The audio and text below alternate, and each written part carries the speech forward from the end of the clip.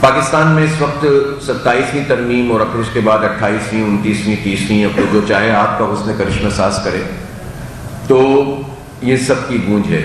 افسوس کی بات یہ ہے کہ جب 26ویں ترمیم آ رہی تھی اس وقت بھی جو جماعتیں تھیں حکومت اور اپوزیشن کی، ان کے درمیان مذاکرات کا ایک عمل شروع ہوا۔ ہم سے جب موقف لیا گیا تو جماعت اسلامی نے اس پر بہت واضح بات کی تھی کہ ہمیں معلوم ہے کہ 26ویں ترمیم عوام کے مفاد میں نہیں ہے، پاکستان کے مفاد میں نہیں ہے، عدلیہ کے مفاد میں نہیں ہے، یہ چند لوگوں کے مفاد میں ہے، حکومت کے مفاد میں ہے، ریاست کے مفاد میں ہے، افراد کے مفاد میں ہے، اور اس پر گفتگو نہیں کرنی چاہیے، اس پر مذاکرات نہیں کرنے چاہیے۔ لیکن اس وقت آپ کو یاد ہوگا کہ پی ٹی آئی بھی اور مولانا بھی اور تمام لوگ انگیج ہوئے۔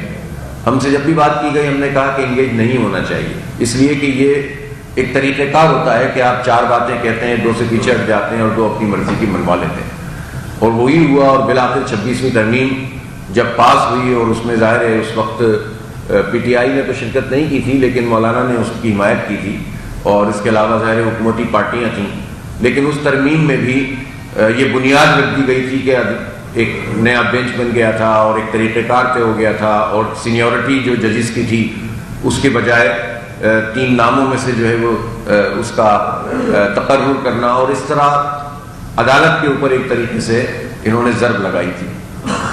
جو 27ویں ترمیم ہے اس میں تو انہوں نے بالکل ہی عدالت پہ قبضہ کرنے کی کوشش کی، اور عملاً وہ اس میں فی الحال کامیاب بھی ہو گئے۔ وہ الگ بات ہے کہ ایک وقت آئے گا انشاءاللہ کہ یہ ساری ترمیمیں ختم ہوں گی، اور اس طرح کی ترمیمیں جو آئین کی بنیادی روح کے منافی ہیں، اس کے بنیادی اسٹرکچر کے جو اسٹرکچرل پارٹ ہے آئین کا جس کو تبدیل نہیں کیا جا سکتا، اس کی روح کے خلاف ہیں، وہ کیسے قبول کی جا سکتی ہیں؟ مثلاً استثناء کا ہی معاملہ ہے، چاہے وہ صدر صاحب ہوں یا فیلڈ مارشل صاحب ہوں یا ایئر چیف ہوں یا نیول چیف ہوں، یہ کیسے ممکن ہے کہ قرآن و سنت کی تعلیمات کے برخلاف کسی شہری کو، چاہے وہ کسی بھی عہدے پر ہو، اسے یہ کہا جائے کہ جناب وہ عدالت میں کبھی بھی نہیں جائے گا، لائف ٹائم اس کو جو ہے امیونٹی حاصل ہو جائے؟ یہ تو پاکستان کے آئین کے خلاف ہے، شریعت کے خلاف ہے، اس لیے کہ پاکستان کا آئین کہتا ہے کہ حاکمیت اعلیٰ اللہ تعالیٰ کی، قرآن و سنت کے منافی کوئی قانون سازی نہیں ہو سکتی۔ تو قرآن و سنت ہمیں کیا بتاتا ہے؟ عدل اور انصاف کا تو مطلب ہی ہے کہ اس میں طاقت نہیں دیکھی جائے گی، دولت نہیں دیکھی جائے گی، بلکہ اس میں سب لوگ برابر ہوتے ہیں عدل کے میزان میں۔ اور اس کی کتنی مثالیں ہیں ہمارے پاس، خود نبی پاک صلی اللہ علیہ وآلہ وسلم کی وہ تاریخی بات کہ جب ایک بنی مخزوم قبیلے کی فاطمہ نامی خاتون نے چوری کی، اور اس وقت حدود قائم ہو چکی تھی، نظام بن چکا تھا، تو لوگوں نے کہا بڑی قبیلے کی عورت ہے، نقصان ہو جائے گا اور یہ قبیلہ ہمارے خلاف ہو جائے گا، تو آپ یہ سزا جو ہے وہ منسوخ کر دیں۔ نبی اکرم صلی اللہ علیہ وآلہ وسلم نے فرمایا کہ پچھلی قومیں اسی لیے تباہ ہوئیں کہ ان میں جب کوئی بڑا آدمی بااثر پر وہ کوئی گناہ کرتا تھا، جرم کرتا تھا، تو اس کو چھوڑ دیا جاتا تھا اور چھوٹے لوگوں کو پکڑ لیا جاتا تھا۔ خدا کی قسم اگر فاطمہ بنت محمد صلی اللہ علیہ وسلم بھی اگر جرم کرے گی، چوری کرے گی، تو اس کا بھی ہاتھ کاٹا جائے گا۔ یہ اصول طے کر دیا نا، آقا نامدار نے طے کر دیا، اب اس کے بعد کون ہے جو اس کے مقابلے میں آ کر کھڑا ہو جائے؟ خلفائے راشدین اپنے آپ کو عدالت میں پیش کرتے تھے، اپنی زرع کے لیے حضرت علی رضی اللہ تعالیٰ عنہ قاضی شورے کی عدالت میں گئے، اور جو ثبوت تھا وہ یہ تھا کہ میرا بیٹا اور میرا جو خادم ہے وہ اس کا گواہ ہے کہ اس یہودی نے میری زرع لی ہے، لیکن قاضی شورے نے امیر المومنین سے کہہ دیا، اور اس وقت امیر المومنین جب ہماری سلطنتیں ایران تک اور روم تک پہنچ گئی تھیں، اور حضرت عمر کے زمانے میں ہم فلسطین بھی، بیت المقدس بھی فتح کر چکے تھے، تو اس وقت جو ہے وہ امیر المومنین جا رہے ہیں اپنی زرع کا مطالبہ کر رہے ہیں، اور یہودی کہہ رہا ہے ثبوت لاؤ، جج کہہ رہا ہے، اور ثبوت میں جب بیٹے اور خادم کو پیش کیا تو جج کہتے ہیں کہ امیر المومنین بیٹے کی گواہی میں قبول نہیں کروں گا، خادم کی بھی قبول نہیں کروں گا۔ حضرت علی دستبردار ہو گئے کہ ٹھیک ہے، جب ثبوت میں نہیں دے سکا اس کے علاوہ تو حق تو میرا ہی ہے، لیکن ٹھیک ہے، فیصلہ خلاف ہو گیا، قبول کر لیا۔ جب قبول کر لیا تو یہودی نے اسلام قبول کر لیا۔ اب یہ دیکھیں نا کہ اس نے کہا کہ ایسی عدالت، ایسا نظام، اور پھر وہ الگ بات ہے کہ یہودی نے وہ ذرا آپ کو واپس کی اور آپ نے اس کو پھر تحفہ دے دی۔ تو یہ ہے ہمارا عدالتی نظام۔ تو اب جنرل عاصم منیر ہوں یا کوئی سندھو صاحب ہوں یا زرداری صاحب ہوں یا علوی صاحب ہوں، کون نعوذ باللہ ان سے بڑا ہو سکتا ہے؟ اس لیے اس میں ڈرنے کی اور اس کی بات نہیں ہے، بات ہے حق اور انصاف کی، قرآن و سنت کی. اور قرآن و سنت کے برخلاف جو بھی قانون سازی ہے وہ پاکستان کا آئین ہی بات بتاتا ہے کہ اس کی کوئی حیثیت نہیں ہے. اب اس کو چیلنج کریں تو کہاں کریں؟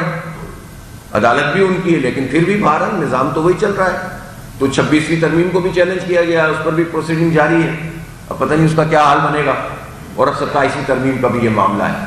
لیکن ایک بات اس میں سمجھنی چاہیے حکمرانوں کو کہ جب آپ سارے راستے عدل کے اور انصاف کے بند کر دیں گے تو لوگ کہاں پر جائیں گے؟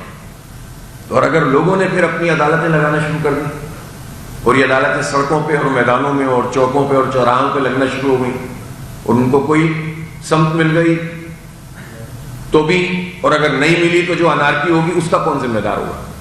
تو آپ معاشرے میں انارکی پیدا کر رہے ہیں. ایک راستہ ہے جمہوری عمل کا کہ لوگ جائیں اپنی رائے دیں. آپ کا پریس کلب میں انتخاب ہوتا ہے نا، ہر سال ہوتا ہے، اور ہر سال آپ کی ایک باڈی بنتی ہے.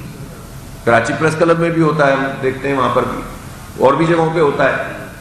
تو یہ ایک اچھی بات ہے، ایک روایت ہے پاکستان کے ان چند معدود چند اداروں میں سے ہے جہاں پر انتخاب ہوتا ہے. ہمارے یہاں تو پولیٹیکل پارٹیز میں انتخاب نہیں ہوتا، جماعت اسلامی میں ہوتا ہے. تو اس لحاظ سے آپ کی ہماری ایک پارٹنرشپ بنتی ہے کہ آپ کے یہاں بھی انتخاب ہوتا ہے، وہ بکلا کا بھی ہوتا ہے، بکلا کا بھی ہوتا ہے اور جماعت اسلامی میں بھی ہوتا ہے، باقی تو ٹائم ٹائم فیشن. تو اب بات یہ ہے کہ جب ایک حق حاصل ہے کسی کو رائے دینے کا، جب جمہوری عمل پر آپ قدغن لگا دیں گے اور فارم 47 کی بنیاد پر اپنی مرضی کے تقرر کریں گے تو پھر اگر لوگ کچھ ایسے لوگ تیار ہو جائیں اور کھڑے ہو جائیں یار اس جمہوریت کا کیا فائدہ جس میں میری رائے کی حیثیت نہیں ہے. ایک ضابطہ آپ نے خود بنایا، اس کے مطابق آپ عمل نہیں کرتے.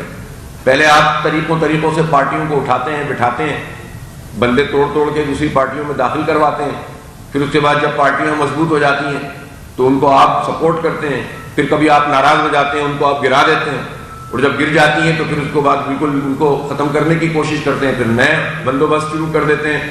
تو یہ جو جلایا جا بجایا جا والا عمل ہے کب تک چلے گا؟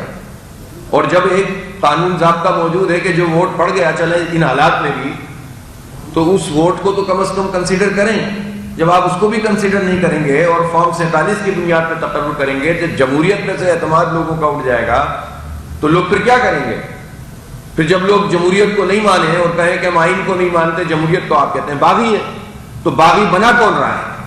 جب آپ عدل قائم نہیں کریں گے، جب آپ انصاف قائم نہیں کریں گے، جب آپ جمہوری آزادیوں پر قدغن لگائیں گے، جب فارم 47 کی بنیاد پر بندوبست کریں گے حکومتوں کا، تو پھر لوگوں کا اعتماد اس پورے نظام پہ سے اٹھ جائے گا.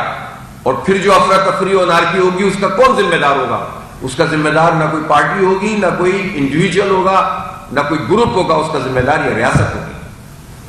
آپ کو یاد ہوگا کہ جب یہ فارم 47 والا بندوبست، ایک تو آپ جب کراچی میں انتخاب بلدیاتی ہوا، آپ کو یاد ہوگا کہ اس کو کروانے میں کتنی جدوجہد. میں خود کراچی، یہ لاہور پریس کلب آیا تھا اس زمانے میں جب ہماری تحریک چل رہی تھی کہ بھائی انتخاب تو کراؤ بلدیاتی. مجھے لگتا ہے کہ پنجاب میں بھی ایک تحریک کی ضرورت ہے کہ یہاں بلدیاتی انتخاب اپنی صحیح روح کے ساتھ ہو. اس پہ میں بات کرتا ہوں ابھی. تو اس وقت ہم نے تحریک چلائی، پھر بلدیاتی انتخاب ہوا، جماعت اسلامی جیت گئی، ووٹوں میں بھی ہم بہت آگے تھے، سیٹوں میں بھی بہت آگے تھے، سیٹیں چھیننے کا عمل شروع ہو گیا. سب کچھ ہونے کے بعد بھی جب ہاؤس سے میئر کا انتخاب ہونا تھا تو جماعت اسلامی اور پی ٹی آئی ہم ملا لیں تو یہ 20-25 ووٹ زیادہ تھے. پیپلز پارٹی کا الائنس ہوا تھا جے یو آئی اور نون لیگ کے ساتھ ان سے، لیکن 32 بندے خرید لیے یا نہیں آنے دیے گئے. پی ٹی آئی کے 62 میں سے 32 غائب ہو گئے اور اس کے نتیجے میں ریاضی تبدیل ہو گئی اور ایک زبردستی وہاں میئر بن گیا. اس کے باوجود ہم جد و جہد کرتے رہے، کوشش کرتے رہے. پھر قومی انتخاب ہوئے. اس قومی انتخاب میں تو ایم کیو ایم کے 20,000 پولنگ بوتھ میں سے وہ ایک بھی نہیں جیتی، ایک بھی نہیں جیتی. 5,000 پولنگ اسٹیشن سے زائد تھے، ایک بھی نہیں جیتی. اور قومی اسمبلی کی 15 سیٹیں دے دی، صوبائی کی پتہ نہیں کتنی دے دی، حیدرآباد سے 2 کی 2 وہ دے دی. اور پھر اس کے بعد ان کے مزید 22-23 بندے بن گئے، پھر سینیٹر بن گئے. ابھی یہ بہت بڑے چیمپئن بنے ہوئے ہیں شہری حقوق کے. پچھلے 40 سال میں پیپلز پارٹی کے ساتھ مل کر تمام شہری حقوق پر جو ہے قبضہ کرتی رہی ہے ایم کیو ایم اور پیپلز پارٹی. جتنے میئر کے پاس اور نظام میں اختیارات رہے صحیح تھے، وہ اتھارٹیز بنا بنا کے چھینتے رہے، اور یہ پیپلز پارٹی کے اتحادی رہے، ابھی بھی اتحادی ہیں، ابھی مل کر ووٹ ڈالا ہے نا، 27ویں میں بھی 26ویں میں بھی، صدر کے لیے بھی، وزیر اعظم کے لیے بھی، جو چیز چاہیے ہوتی ہے کال کی بھی ضرورت نہیں پڑتی، اب تو بٹن ہی دبا دیتے ہوں گے، وہیں سے ووٹ پڑ جاتا ہے۔ تو ابھی چیمپئن بن رہے شہری حقوق کے، شہر کا تو بیڑا غرق کر دیا ان لوگوں نے۔ تو یہ جو طرز عمل ہے، اس کے نتیجے میں پھر کیا ہوگا؟ اب وہ 2024 کے انتخاب میں انہوں نے مجھے ایک سیٹ پر، جس میں میرے نمبر 700-800 کم تھے، 800,000 کے قریب، اس پہ مجھے ڈکلیئر کر دیا کہ میں جیت گیا ہوں، اور باقی ہماری جتنی سیٹیں تھیں وہ سب کھا گئے۔ تو پھر ہم تو یہ قبول نہیں کر سکتے تھے، اور الحمدللہ ہم نے مشورہ کیا، اور اس نظام کے اوپر ہم نے اپنی سیٹ مار دی کہ ہمیں نہیں چاہیے ایسی خیرات کی سیٹ، ہمیں ہمارا حق دو، پاکستان کے عوام کو حق دو۔ جہاں جہاں لوگوں نے اپنی مرضی کے، جو پارٹی بھی ہو، ہمیں اس سے کوئی غرض نہیں ہے۔ تو یہ جب جمہوری آزادیوں پہ قدغن لگائیں گے، عدالتوں میں اپنی مرضی کی عدالتیں بنائیں گے، تو لوگ پھر اپنی مرضی کی پھر جمہوریت بنا لیں گے، اپنی مرضی کی عدالتیں بنا لیں گے، اور پھر آپ انہیں باغی قرار دیں گے۔ تو اس انارکی کی رسپانسبلٹی کس پر ہوگی؟ اس نظام کے چلانے والوں کو اس سوال کا جواب قوم کو دینا پڑے گا، اور ابھی بھی حالات کو درست نہیں کیا تو پھر پچھتانا پڑے گا بعد میں۔ کنٹرول میں نہیں رہتے پھر حالات، جب پھرے ہوئے لوگ نکل کر آتے، کب تک ماریں گے، کب تک کنٹرول کریں گے آپ؟ 25 کروڑ انسان رہتے ہیں یہاں پر، کتنا عرصہ چلائیں گے اس طرح سے؟ اس لیے بہتر یہ ہے کہ ان آوازوں کو وہ سمجھ لیں اور حالات کو بہتر بنا لیں۔ اس وقت ملک میں جو معاشی صورتحال ہے آپ کو دیکھیے، یعنی جتنی خوشیاں مناتی ہے ہماری گورنمنٹ کہ ہم نے اس سے بات کر لی، ہم نے اس سے بات کر لی، نتیجہ کیا نکلا؟ ابھی یہ گیس کے حوالے سے بڈ کی گئی تھی، کسی بڑی انٹرنیشنل کمپنی کی بڈ نہیں آئی ہے ایک کا دکا کے علاوہ، ناکام ہو گیا پورا بڈنگ کا پروسیس۔ یہ آپ کی پوزیشن ہے، آپ باتیں ایسے نہیں کر رہے ہیں۔ منرلز، جن منرلز کے اوپر امریکہ سے اتنی بڑی بڑی باتیں کر رہے ہیں آپ، ٹرمپ سے دوستیاں، محبت، تعلقات گنگا رہے ہیں، وہ ہوا کیا اس کا؟ کتنے معاہدے ہوئے؟ وہ جو بار بار اعلان کر رہا ہے ٹرمپ، اس کا ہم خوش تو ہو جاتے ہیں کہ 7 جہاز گرائے، 8 جہاز گرائے، لیکن یہ بتائیں وہ جو ثالثی کی بات تھی وہ کہاں گئی، اور کن گراؤنڈ پر ثالثی ہو رہی ہے؟ کیا پاکستان کا جو پرنسپل اسٹینڈ ہے کشمیر پر، جو قانون اور بین الاقوامی قوانین اور اقوام متحدہ کی قراردادوں کے مطابق ہے کہ انہیں حق خود ارادیت ملنا چاہیے، اس پر کیا کام کر رہے ہیں؟ لیکن کوئی بھی نہیں، کوئی اب کچھ بھی نہیں ہو رہا، اور ایک طرح سے اپنی آزادی اور خود مختاری کا ہم سودا کر لیتے ہیں اس طرح سے۔ تو اس لیے ہم یہ سمجھتے ہیں کہ یہ طریقہ صحیح نہیں ہے، معیشت کی صورتحال اچھی نہیں ہے۔ صرف اسٹاک مارکیٹ کو آپ دکھا کر یہ کہیں کہ جناب معیشت اچھی ہو رہی ہے، تو پہلی بات تو یہ ہے کہ جو اسٹاک مارکیٹ کے اس وقت جتنے بھی نمبر ہو چکے ہیں، اگر ڈالر ریٹ نکالا جائے آج سے 8-10 سال پرانا، اس کے مطابق بھی ابھی تک وہ نمبر اچیو نہیں کیا اس نے، پہلی بات تو یہ۔ لیکن پاکستان کی یہ اسٹاک مارکیٹ جو ہے، یہ جو ہے وہ اس کا اظہار ہی نہیں کرتی۔ پاکستان کی اصل صورتحال کا اندازہ آپ کو اسٹاک مارکیٹ سے نہیں ہو سکتا، وہ ڈپکٹ نہیں کرتی۔ اس کی وجہ ہے کہ سٹے کی مارکیٹ ہوتی ہے، اور چند لوگ اپنی مرضی سے اس میں جو ہے کردار ادا کرتے ہیں۔ اصل چیز دیکھنی ہو، عوام کی سطح پر دیکھنا ہو، تو آپ گروسری اسٹور پہ جائیں سودا لینے کے لیے، آپ کو پتہ چل جائے گا مہنگائی بڑھ رہی ہے کہ کم ہو رہی ہے۔ میں آپ سے پوچھنا چاہوں کہ مہنگائی، آپ جب سودا لینے جاتے ہیں، یا آپ کے گھر والے جاتے ہیں، یا آپ کی بیگمات جاتی ہیں، تو آنے کے بعد کیا کہتی ہیں؟ پہلا جملہ ان کو بہت مہنگائی ہو گئی ہے، ہر چیز آگ لگ گئی ہے۔ یہی بات ہوتی ہے نا ہمارے گھر کی خواتین، پیسے تو آپ ہی کو دینے پڑتے ہیں، تو اس کے نتیجے کیا ہے؟ ہر چیز، کپڑے ہوں، کھانا ہو، آپ کی جو ہے وہ بنیادی ضرورت کی چیزیں ہوں، ہر چیز مہنگی ہو رہی ہے، اور حکومت کہتی ہے معیشت بہتر ہو رہی ہے۔ آپ نے زبردستی ڈالر کو لاک کر کے رکھا ہوا ہے، پتہ نہیں کتنا روک سکیں گے۔ آپ یہ بتائیں کہ جو اور جتنے اشاریے ہو سکتے ہیں، آپ آئل میں آگے نہیں بڑھ رہے، گیس میں آگے نہیں بڑھ رہے، آپ جو ہیں وہ ایجوکیشن میں آپ لوگوں کو امپاور نہیں کر پا رہے، تو کیسے آپ کی معیشت ترقی کرے گی؟ ایک زراعت تھی جس میں پچھلے سے پچھلے سال ہمیں 6.54% کی گروتھ ہوئی تھی، پچھلے سال فسکل ایئر میں صرف 0.54% گروتھ ہوئی ہے، گویا کتنا نیچے چلے گئے، جس پر ہمارا پورا انحصار ہے، تو وہ بھی آپ نہیں کر سکے۔ گندم کا کرائسس، چینی کا کرائسس، چینی کی قیمت بڑھتی چلی جا رہی ہے، کوئی روکنے والا نہیں ہے، گنے کے حساب جو ہے وہ اپنے حساب سے ہوتے ہیں، عام کسانوں کا بیڑا غرق کر دیتے ہیں، مافیاز کو سپورٹ فراہم کرتے ہیں. تو ایسی صورتحال میں معیشت کیسے پنپے گی؟ تو آج بھی رپورٹس آئی نہیں ہیں کہ پورے پاکستان میں جو اس وقت صورتحال ہے وہ جو ان امپلائمنٹ ہے وہ تیزی سے بڑھتی چلی جا رہی ہے. اب کہتے ہیں تقابل کرتے ہیں پنجاب سے دوسرے صوبوں کو. بھائی جو تقابل اس سے ہوگا کہ آپ کی پرفارمنس پہلے کیا تھی اور اب کیا ہے. تقابل اس سے نہیں ہوگا کہ آپ 4 صوبوں میں سے جو پہلے سے بہتر ہے اس سے تقابل. اب سندھ کا کیا تقابل ہے کسی سے؟ ہاں سندھ کا، بلوچستان کا، اور اب ماشاءاللہ کے پی بھی شامل ہو گیا. کرپشن میں آپ تقابل کریں ان کا کہ کون زیادہ اس میں آگے بڑھ رہا ہے وہ بنتا ہے. لیکن ترقی میں کیسے آپ تقابل کر سکتے ہیں کہ جس طرح سے چور بازاری اور لوٹ مار کا نظام چل رہا ہے ان حکومتوں میں، اور جس طرح مافیات سرگرم عمل ہے، اور آپ کیا سمجھتے ہیں کہ پنجاب اس سے؟ وہ الگ بات ہے کہ چونکہ کمپیریٹیولی اس سے بہتر ہوتا ہے تو آپ کہتے ہیں کہ جناب ورنہ آپ پنجاب میں بتائیں نا زراعت کا کیا بیڑا غرق کیا. یہ جو وعدہ کیا تھا کسانوں سے کہ 3900 روپے کا گندم ہم خریدیں گے، اور وہ گندم جا کر 2100 اور 2200 روپے میں کسانوں نے بیچی ہے، اور اس لیے بیچ دیے کہ ان کے پاس بندوبست نہیں تھا. اور انہی مڈل مین نے جو گندم ان سے 2100-2200 روپے کی لی ہے وہ بعد میں انہوں نے 4000 روپے اور 4200 روپے میں بیچی ہے. اور آٹا جو ہے وہ مہنگا ہوتا چلا گیا ہے کہ یہ جو مڈل مین ہے جو حکومت کے ساتھ ملے ہوئے ہوتے ہیں انہیں تو 100% پروفٹ ہوا ہے. اس کا کون ریسپانسبل ہے؟ کون پوچھنے والا ہے؟ وہ جو $1 بلین کی گندم امپورٹ ہوئی تھی وہ پنجاب میں ہی ہوئی تھی نا، مہنگی ہوئی پنجاب کی وجہ سے ہوئی تھی، اس کا کون پوچھنے والا ہے؟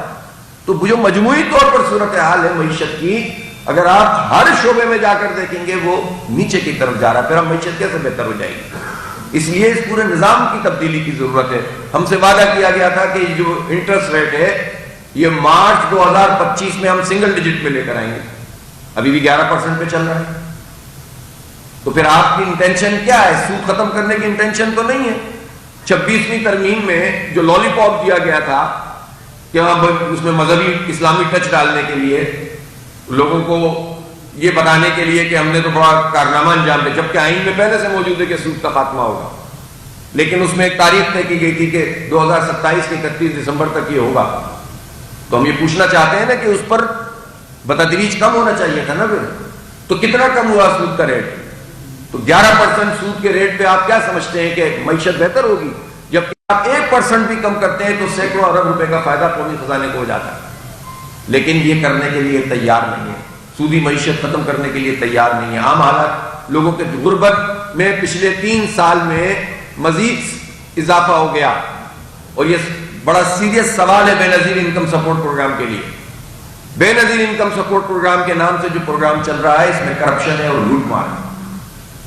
اور جن لوگوں کو مل رہا ہے 3 مہینے میں اگر 13-14 ہزار روپے مل جائیں گے تو ایک فیملی کے لیے اس کی کیا حیثیت؟ لیکن لوگوں کو عادی بنا دیتے ہیں. لوگ کہتے ہیں یار 13,000 تو مل رہے ہیں نا تو چلو چلتا رہے. لیکن یہ آدھے لوگوں کو بھی نہیں ملتا، اس میں بھی مڈل مین ہوتے ہیں.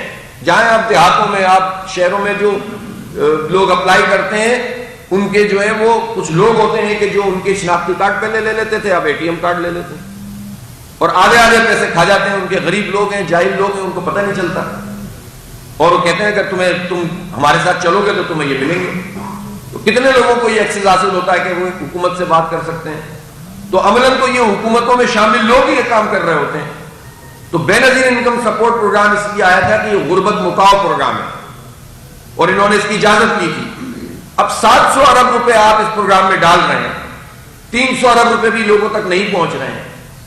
اور صورتحال یہ ہے کہ غربت میں جس کو مکانے کے لیے یہ پروگرام آیا تھا اس میں اضافہ ہو گیا، 18 سے 25% پہ چلی گئی.